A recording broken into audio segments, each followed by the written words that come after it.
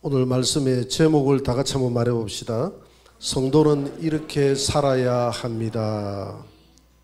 갈라디아서가 이제 거의 종결, 다음 주가 되면 갈라디아서가 끝이 납니다. 갈라디아서 5장까지는 이제 율법과 복음과의 상관관계에 대해서 전혀 율법 시대와 복음 시대가 다르다는 것.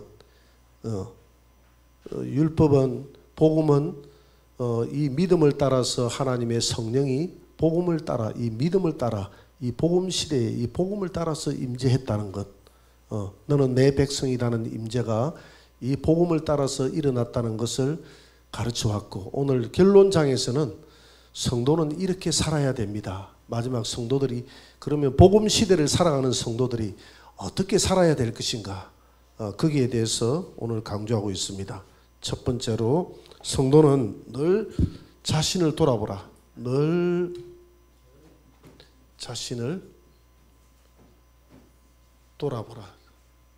늘 자신을 돌아봐야 된다는 것이죠. 갈라디아서 6장 1절 한번 읽어볼까요? 형제들아, 사람이 만일 무슨 범죄한 일이 드러나거든 신령한 너희는 온유한 심정으로 그러한 자를 바로잡고 너 자신을 살펴보아 너도 시험을 받을까 두려워하라. 공동체 생활 속에 우리 형제가 누가 죄를 범했다 그러면 그 형제를 정죄하고 그 자매를 판단하고 정죄하고 비난하기보다는 그렇게 하지 말고 온유한 심령으로 바로잡아줘라. 바르게 길을 갈 수 있도록 따뜻하고 부드러운 마음으로 잡아주라. 그렇게 하는 우리 교회가 되기를 바랍니다. 그렇게 해서 이 공동체가 따뜻한 어머니의 사랑을 가지고 그렇게 가야 돼요. 이 복음 시대의 핵심은 사랑이거든요. 사랑을 가지고 그렇게 가되 너 자신을 살펴보라는 겁니다. 상대방은 내 삶의 거울이라는 것이죠. 너 자신을 살펴보라는 것입니다. 우리가 이런 말이 있지 않습니까? 굴뚝 청소를 하던 어떤 사람이, 두 사람이 한쪽 사람을 쳐다보니까 시커먼 먼지가 묻었어. 그래서 너무 웃어서 그냥 조롱하고 웃었어요. 그렇게 했는데 그 조롱하고 웃었지만 사실은 그 모습이 누구의 모습이었습니까? 나의 모습이에요. 상대가 그 시커먼 먼지가 묻어 있다는 것은 내 자신도 묻어 있다는 것이거든요. 마찬가지입니다. 우리 성도가 어떤 죄를 저질렀다면 그 죄에 대한 성품이 나에게도 있다는 것이죠. 나도 언제든지 그런 죄를 저지를 수 있는 그런 노출된 삶을 살아갈 수 있다는 것이죠. 그렇기 때문에 우리는 아무도 정죄하지 말고 그 사람이 바르게 갈 수 있도록 우리가 안내해주고 또 내 자신도 돌아봐서 그런 죄에 빠지지 않도록 돌아봐야 된다. 그래서 갈라디아서 6장 4절 같이 읽어볼까요? 각각 자기의 일을 살피라. 그리하면 자랑할 것이 자기에게도 있어도 남에게는 있지 아니하리라. 자기 자신을 한번 살펴보면요, 우리가 자랑 많이 하지 않습니까? 여러분 자랑 많이 하죠? 안 합니까? 저는 자랑을 참 많이 하는데, 예수님만 자랑합니까? 그래, 예수님만 자랑해야 되는데, 저는 자랑을 많이 하고 싶은데 교회 앞에서는 자랑을 할 수가 없어요. 그래서 집에서 자랑을 자꾸 합니다. 차를 타고 가든지. 그래서 제가 차를 타고 가다가 조금 이렇게 눈이 시르르 감긴다든지 졸음이 와가지고 힘들어서 하면 옆에서 우리 사모가 자랑해봐. 소문에 의하면 내가 막 자랑을 하면 막 눈에 핏줄을 세우고 막 혈기가 올라가지고 막 침이 마르도록 이렇게 침이 튀도록 하면서 자랑을 한다는 거예요. 그래서 잠이 다 날아가 버린다는 거예요. 이런 자랑이 있어도 사실은 자기에게는 자기 스스로 자랑할 것이 많이 있어요. 자기 자랑 없는 사람이 있나요? 있지만은 남에게는 없다는 겁니다. 남에게는 없다. 남에게 할 자랑은 없다 이 말입니다. 남에게 할 자랑은 없다. 그만큼 겸손하라는 것이죠. 내 집안을 자랑하고 내가 많이 자랑을 해도 다른 사람에게 내가 자랑할 것은 없다는 겁니다. 다른 사람에게는 자랑할 것이 없다. 그래서 우리 자신들을 늘 돌아봐야 된다는 겁니다. 내 자신을 돌아보지 않으면 자랑은커녕 비난받을 수 있는 소지가 내 삶 가운데 얼마든지 있는 것이죠. 그래서 항상 다른 사람을 거울 삼아서 그 사람을 정죄하지 말고 그 사람이 잘못을 범하면 나도 저런 잘못을 범할 수 있다고 생각하고 그 사람을 거울 삼아서 내 자신을 돌아볼 수 있는 그런 기회로 삼아라는 것입니다. 그런 기회가 되기를 주의 이름으로 축원합니다. 또 그런 기회로 삼는 자는 복이 있는 줄 믿습니다. 두 번째, 서로 짐을 지고 그리스도의 법을 성취하라. 그리스도의 법을 성취하라. 갈라디아서 6장 2절입니다. 다 같이 시작. 너희가 짐을 서로 지라. 그리하여 그리스도의 법을 성취하라. 우리가 짐을 져야 됩니다. 여러분들은 다 짊어져야 될 짐이 있습니다. 그 짐이 뭔지 아세요? 사랑의 짐입니다. 사랑의 짐을 벗지 마세요. 사람의 짐 속에는 뭐가 들어있잖아요. 그러면 그걸 끄집어내서 나눠줘야 돼요. 할렐루야. 우리는 복음의 짐을 진다고 하지 않습니까? 복음의 짐을 천국까지 내만 짊어지고 가는 게 아니라 이 짐 속에 나눠줘야 된다는 겁니다. 어떤 사람들은 여행을 가보면요, 뭘 끄집어내는지 부시락 이거 드세요. 좀 가다가 또 뭘 부시락 이거 드세요. 그런 사람하고 가면 너무 기쁘고 좋아요. 뭘 여행 갈 때 뭐 많이 들고 가는 사람 좋더라고. 그러니까 여행이 즐겁고, 여행은 먹는 재미로 가는 것이거든.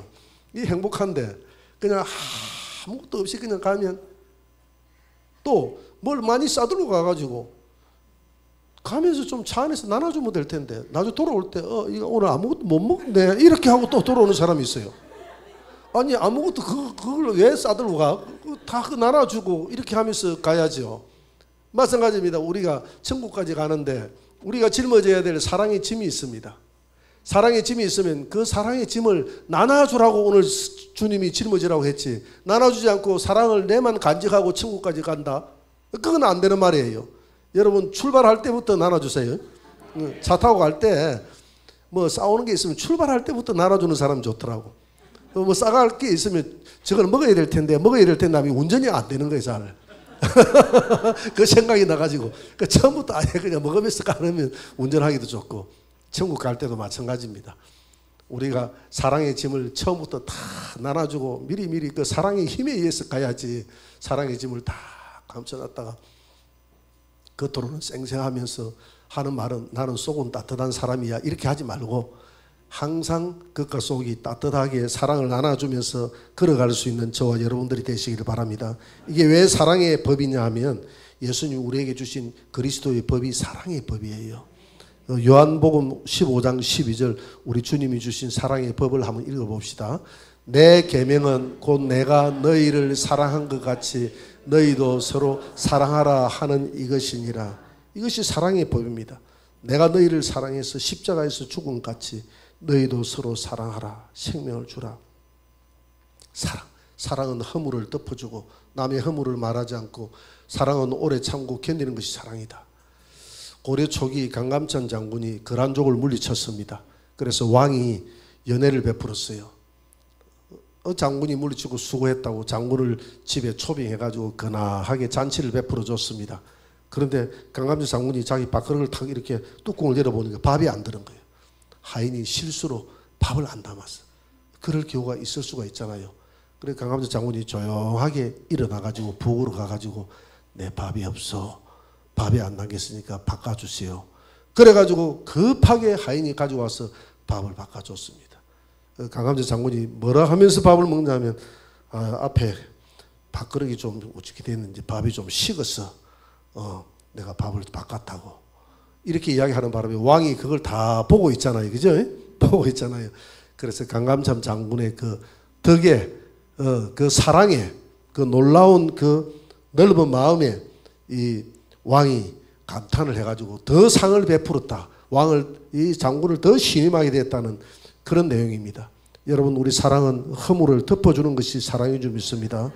우리 허물을 덮어주고 천국까지 가는 저와 여러분들이 되시기를 주의 이름으로 축원합니다. 그래서 갈라디아서 6장 5절에 각각 자기의 짐을 질 것이라. 이게 사랑의 짐이에요.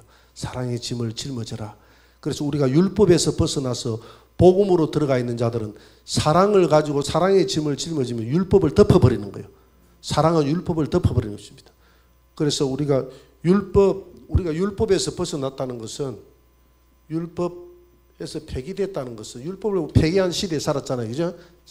이거는 구원율을 말합니다. 구원율. 구원율을 할 때는 율법이 폐기됐어요. 하나님의 구원을 이야기할 때 율법이 구원에 관여하는 것은 우리의 죄를 깨닫게 해주는 것 외에는 0.1%도 율법 때문에 우리가 구원받는 거 아니에요. 우리가 구원을 받는 것은 전적인 예수 그리스도의 십자가의 공로와 은혜인 줄 믿으시기 바랍니다. 그러나 도덕률의 관점에서 율법이 폐기되지 않았어요. 율법을 오히려 완성시켰다. 예수님은 도덕을 더 강하게 완성시켰습니다. 왜냐하면 구약의 율법은 나타나는 결과만 가지고 정죄했지만은 예수님은 마음으로 짓는 죄도 죄다고 했잖아요. 동기까지도 했기 때문에 율법을 어떻게 했다고요? 다 완전케 해버렸습니다. 완전케 만들어버렸어요. 그래서 도덕률은 살아있는 겁니다. 도덕률은 율법이 폐기된 게 아니에요. 그래서 내가 율법을 완전케 하려고 왔다라는 그 말씀대로 신약과 그러면 사도 바울은 율법을 폐기했다고 했고 예수님은 나는 율법을 폐기하러 온 것이 아니라 완전케 하러 왔다고 했는데 그 말의 의미가 모순되지 않고 이해가 되죠. 그죠? 그래서 우리가 구원율의 관점에서는 완전히 폐기가 된 거예요. 주님 십자가에서 십자가까지만 율법이 필요. 그러나 도덕률의 관점에서는 더 주님이 그래서 손으로 범죄한 자는 손으로 잘라버리라. 눈으로 범죄한 자는 눈을 빼버리라. 그 도덕률의 관점에서는 더 주님이 율법을 강하게 시켜놨지만은 우리가 그 율법대로 살아갈 수가 없기 때문에 주님이 십자가에 달려 죽으신 거예요. 믿습니까? 죽으신 거예요. 그래서 너희가 바리새인의 의보다 낫지 않냐면 천국에 갈 수 없다. 이 말은 율법을 지켜야 된다. 이 말이 아니라 율법을 지켜야 천국 간다는 말이 아니라 바리새인보다 더 나은 너는 예수님의恩줄 믿으시기 바랍니다. 그 예수님의 의가 내게 전가되어져서 그 예수님의 의를 의지해서 우리가 천국 가는 것이지 내가 바리새인의 의보다 더 낫다고 해서 바리새인보다 더 율법을 완벽하게 내가 잘 지켜야 천국 간다는 그런 말이 아니다 이 말입니다. 그래서 이 도덕률과 구원율을 잘 구분해서 구원율의 관점에서 율법이 폐기됐지만 도덕률의 관점에서 율법이 더 완전하게 됐다는 것을 믿으시기 바랍니다.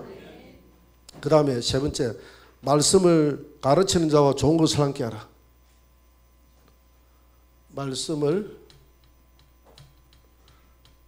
가르치는 자와 좋은 것을 함께 하라.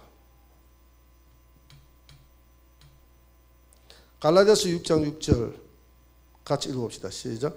가르침을 받는 자는 말씀을 가르치는 자와 모든 좋은 것을 함께하라. 자, 우리가 여기 제자 훈련 시키고 또 구역장도 있고 있잖아요. 이제 구역 식구들은 우리 구역장들하고 좋은 것을 함께 나누시기 바랍니다. 좋은 기쁜 소식도 함께 나누고 괜히 그 힘든 소식만 주는 것이 아니라 기쁘고 좋은 소식도 함께 줘야 돼요. 그래서 자기 가르치는 자와 함께 해야 돼. 이런 경우가 있더라고요. 제가 중대장 때 우리 소대장 하나가 그 친구가 삼사관 출신인데 똑똑했어요. 워낙 FM이에요.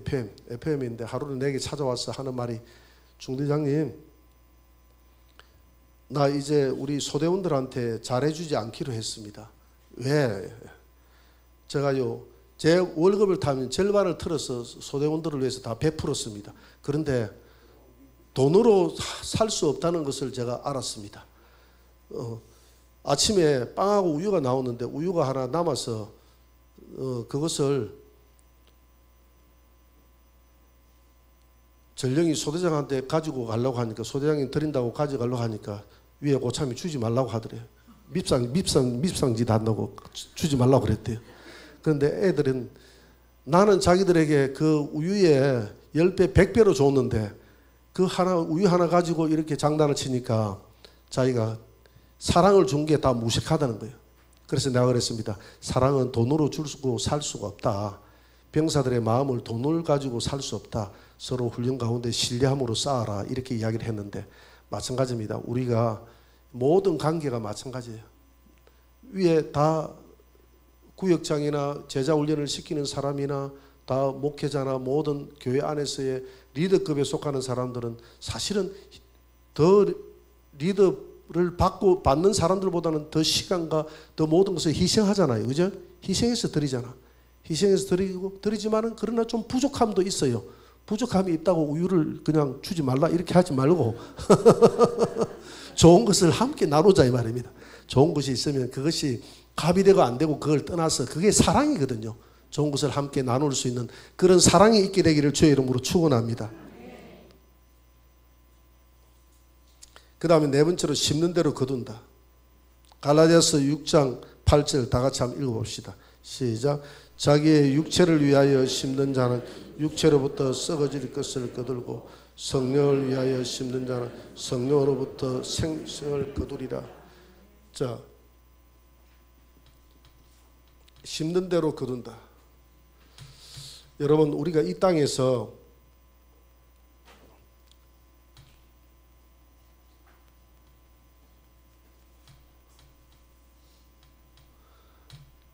새가족 우리 공부에 또 우리 제자훈련 공부에 맨 마지막에 나와 있죠. 그죠? 이 땅에서 인생의 목적이 내가 나와 있죠. 이 그림이 아마 나와 있을 거예요. 이 그림이 보면 우리가 이 땅에서 버려가지고 우리가 심는 게 뭐가 심습니까? 우리가 돈, 그 다음에 명예, 또 뭐가 있습니까? 뭐 자녀, 또 뭐가 있죠? 권세, 뭐 등등 여러 가지. 이거 다 세상에서 얻는 것 아닙니까? 세상에서 얻는 것이지만 이게 다 썩어지는 것입니까? 영원한 것입니까? 썩어지는 것이잖아요. 이 썩어지는 것은 이 세상에서 하나님 나라를 위해서 걸음으로 삼아라 이 말입니다. 걸음으로 심으라 이 말이죠. 자기를 위해 심지 말고 하나님 나라의 걸음을 위해서 심으면 이게 하나님 나라지 않습니까? 하나님 나라. 이게 상급이에요. 우리가 최종 목적은 상급이에요. 하나님 나라를 위해서 심으면 우리 교회가 존재하는 목적이 뭡니까? 교회가 존재하는 목적이 영혼 구원입니다. 이게 열매라고 보면, 이게 과일 열매라고 보면 영혼 구원이요. 영혼 구원. 우리 하늘영광교회가 이제 한 20년 조금 넘었었습니다. 그죠? 20년 넘었었어요. 보니까 한 재적이 한 300명 정도 조금 넘었었어요. 보니까 재적이 뭐 주일학교부터 다 합쳐서 재적이 보니까 한 300명 정도, 출석이 한 200명 정도. 오늘도 보니까 한 200명 출석을 했더라고요. 출석을 주일마다 그렇게 하는 것 같습니다. 영혼 구원이 그래도 그 사이에 많이 된 것이죠. 영혼 구원이 많이 됐는데 이 영혼 구원을 위해서 그동안 여러분들이 교회에 물질을 쏟았고 교회에 여러분들이 가지고 있는 모든 걸 다 쏟아 부었지 않습니까? 쏟아 부었을 때 이 영혼 구원의 열매를 맺었는데 하늘나라의 영혼 구원을 위해서 더 옆에서 더 좋아가지고 하늘나라에 속하는 것이 기도가 하나님 나라에 속하는 줄 믿습니다. 또 찬송이 하나님 나라에 속하고 그 다음에 말씀이 하나님 나라에 속하고 또 사랑이 하나님 나라에 속하고 또 뭐가 있습니까? 또 뭐가 있어요? 하여튼 이런 헌신, 주를 위한 헌신, 다 하나님 나라에 속하는 거 아닙니까? 하나님 나라에 속하는 것을 위해서 이 땅에 썩어지는 것도 사람이 심는 대로 거둔다고 했으니까 땅을 위해서 우리가 다 이 물질만을 위해서 내가 예수를 믿고 명예와 자녀와 이 건세, 이 땅에 있는 것만을 위해서 내가 예수를 믿고 내가 내 생애를 다 거기에 투자해서 산다면 의미가 없는 거예요. 그 자녀들을 잘 키우는 목적이 우리가 돈을 버는 목적도 다 하나님 나라의 열매를 위해서 내가 번다. 내가 돈을 번다. 내 자녀를 키우는 목적도 하나님 나라를 잘 되기 위해서 이 자녀를 잘 키운다. 이런 목적으로 키우면 우리가 썩어질 것도 썩어지지 않는 줄 믿습니다. 헛되지 않는 거예요. 왜? 다 하나님 나라를 위해서 내 자녀를 하나님이 한나가 사무엘을 낳아가지고 하나님 나라를 위해서 바쳤잖아요. 바칠 때 그 사무엘이 하나님 나라를 위해서 얼마나 멋지게 살았습니까? 그렇게 해서 하나님 나라가 이루어지는 것이거든요. 하나님 나라를 위해서 심으면 영원히 이거는 썩지 않는 거예요. 썩지 않는 하나님 나라의 열매가 되어서 내게 돌아오는 줄 믿으시기 바랍니다. 다섯 번째로 낙심하지 말라고 했습니다. 아무리 심어도 내 삶은 가난하고 아무리 심어도 힘들고 아무리 심어도 끝이 없고 건강은 악화되고 그래도 낙심하지 말라. 낙심하지 말라. 갈라디아서 6장 9절 10절 다 같이 우리가 선을 행하되 낙심하지 말지니 포기하지 아니하면 때가 되면 거두리라. 그러므로 우리는 기회 있는 대로 모든 이에게 착한 일을 하되 더욱 믿음의 가정들에게 할지니라. 우리는 성도는 착하게 살아야 됩니다. 착하게 살지만은 더 믿음의 형제들에게 더 착하게 살아야 됩니다. 여러분 그렇게 살아야 될 줄 믿습니다. 우리 성도가 아프니까 다 전화번호로 돌려가면서 중보 기도하고 얼마나 기도하고 열정적으로 서로 한마음이 되어서 기도하고 누가 그러더라고요. 성도가 아프니까 이렇게 기도하면서 교회가 하나가 되는 것이 참 느껴졌습니다. 목사님 일하는데 그것이 성도의 사랑이거든요. 이렇게 낙심하지 말고 때가 되면 언젠가 거둔다. 우리가 봄에 파종을 하면 이번에 저 미국의 그 사막에서